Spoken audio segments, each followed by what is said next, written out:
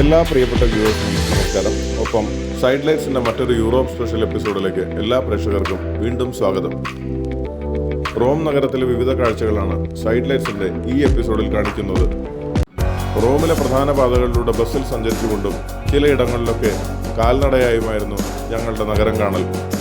BC 8-ാം നൂറ്റാണ്ടിൽ നിർമ്മിക്കപ്പെട്ടിട്ടുള്ള അതിപുരാതനമായ നഗരമാണ് Rome. Italian mythology അനുസരിച്ച് റോമുലസ്, റീമസ് എന്നീ 2 സഹോദരന്മാരാൽ നിർമ്മിക്കപ്പെട്ടതാണത്രേ റോമ നഗരം. ഒടുവിൽ റോമുലസ് റീമസിനെ വധിക്കുകയും സിറ്റിയുടെ ഏക അവകാശിയായി മാറുകയും ചെയ്തുവെന്നാണ് ചരിത്രം. റോം നഗരത്തിന്റെ പ്രശസ്തിയും ചരിത്ര പാരമ്പര്യവും വിളിച്ചോതുന്ന ഒട്ടനവധി പ്രയോഗങ്ങൾ English ഭാഷയിലുണ്ട്. All roads lead to Rome. Rome was not built in a day. When in Rome, do as the Romans do. എന്നിവ ഇവയിൽ ചിലതാണ്. അലസനായിരുന്ന ഒരു റോമ രാജാവിനെ സൂചിപ്പിച്ചുകൊണ്ടുള്ള ഫിഡിൽ വൈൽ റോം ബേൺസ് എന്ന പദപ്രയോഗവും നമ്മൾ പലപ്പോഴായി ഉപയോഗിക്കാറുണ്ട്.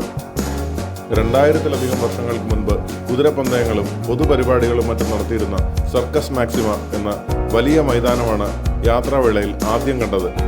കോൺസ്റ്റന്റൈൻ ചക്രവർത്തിയുടെ സ്മരണാർത്ഥം AD 312 നിർമ്മിച്ച ആർച്ച് ഓഫ് കോൺസ്റ്റന്റൈൻ ആണ് പിന്നീട് കണ്ടത്. അതിന് തൊട്ടടുത്തായി വിശ്വവിഖ്യാതമായ സപ്താത്ഭുതങ്ങളിൽപ്പെടുന്ന കൊളോസിയവും. റോം നഗര ഹൃദയത്തിൽ തന്നെ സ്ഥിതി ചെയ്യുന്ന കൊളോസിയം ലോകത്തിലെ തന്നെ ഏറ്റവും പഴക്കമേറിയ ആംഫി തിയേറ്ററായി കരുതപ്പെടുന്നു. AD 80-ാം വർഷത്തിൽ നിർമ്മിച്ച ഈ കൊളോസിയം ഇത്ര വർഷങ്ങൾ കഴിഞ്ഞിട്ടും ലോകത്തിലെ ഏറ്റവും വലിയ ആംഫി തിയേറ്ററായി നിലകൊള്ളുന്നു. പുരാതന ഇറ്റലിയിൽ മനുഷ്യരും വന്യമൃഗങ്ങളും തമ്മിലുള്ള പോരാട്ടങ്ങളൊക്കെ പ്രദർശനങ്ങളാക്കി നടത്തിയിരുന്നു. അത്തരം പ്രദർശനങ്ങളും കായിക വിനോദങ്ങളും മറ്റും നടക്കാറുള്ള കൊളോസിയത്തിൽ 80,000-ഓളം കാണികൾക്ക് ഇരിക്കുവാനാകുമായിരുന്നു.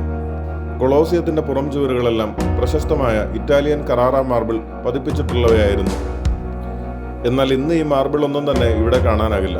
അതെല്ലാം മറ്റു നിർമ്മിതികൾക്കായി പല കാലങ്ങളിലായി എടുത്തു മാറ്റിയെന്ന് ഗൈഡ് പറഞ്ഞു.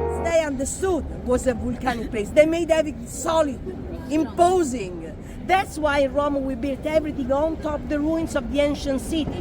We said the Rome is made like lasagna. Do you know lasagna? കൈമുദ്രകളുടെയും മുഖഭാവ മാറ്റങ്ങളുടെയും ഒക്കെ അകമ്പടിയോടുകൂടി ഗൈഡ് നടത്തിയ റോം ചരിത്ര വർണ്ണന കത്തിക്കയറുന്നതിനിടെ കണ്ടുനിന്ന സന്ദർശകരിൽ ചിലർക്കൊക്കെ ചിരി അടക്കാൻ കഴിഞ്ഞില്ല. ഒടുവിൽ ഇത് കണ്ട ഗൈഡിന്റെ മുഖത്തിൽ ചിരി പൊട്ടി.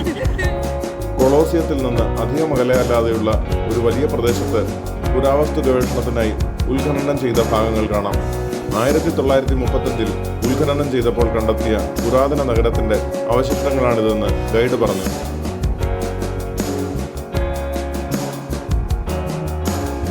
ഈ കാണുന്ന പടുകൂറ്റൻ കെട്ടിടം 1885-ൽ നിർമ്മിക്കപ്പെട്ടതാണ്.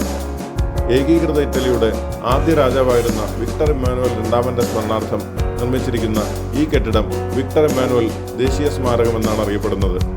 ഇതൊക്കെ കണ്ടു നടക്കുന്നതിനിടയിൽ ഒരിടത്ത് റോഡിലേക്ക് വൻതോതിൽ ജലം ഒഴുകി വരുന്നത് കണ്ടു. സമീപത്ത് എന്തോ അറ്റകുറ്റപ്പണികൾ നടക്കുന്നുണ്ടത്രേ.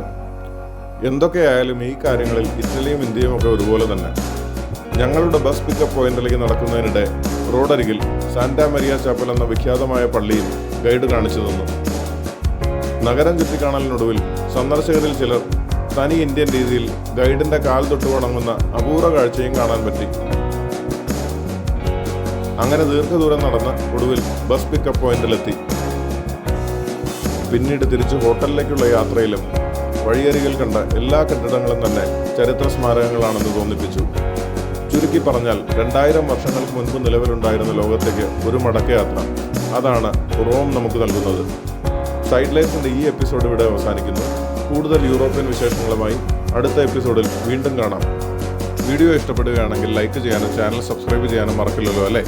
അതുകൂടാതെ ചാനലിൽ കാണിച്ചിരിക്കുന്ന ബെൽ ബട്ടൺ അമർത്തിയാൽ ഇനിയും ഇത്തരം വീഡിയോകൾ പോസ്റ്റ് ചെയ്യുമ്പോൾ അതിൻ്റെ നോട്ടിഫിക്കേഷൻ നിങ്ങൾക്ക് ലഭിക്കുന്നതായിരിക്കും. അപ്പോൾ മറ്റൊരു വീഡിയോയുമായി വീണ്ടും കാണാം. അതുവരയ്ക്കും ബൈ ബൈ.